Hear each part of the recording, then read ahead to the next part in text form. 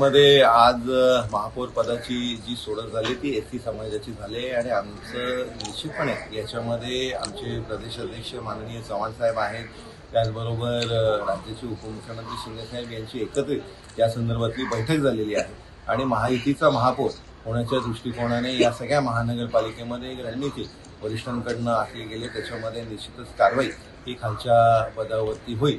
आमच्याकडे एससी समाजामध्ये जो आमचा उमेदवार आहे तो निश्चितपणे 15 नंबर प्रभागांमध्ये आमचा एससी नगरसेवक हा सुरेश कांबळे निवडून आले।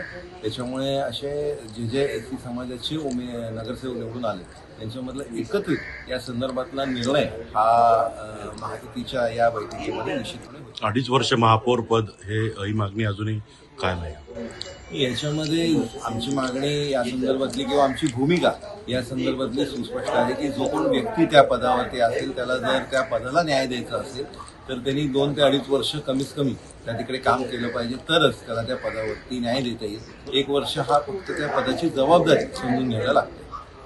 त्यामुळे मागणी भाजपची की ठाणे महानगरपालिकेत त्याच्यामुळेच हा ही आमची मागणी आहे की जो कोण व्यक्ती त्या तिकडे असेल त्याला 2 ते 2.5 वर्षाचा कार्यकाळ हा निश्चितपणे असलाच पाहिजे।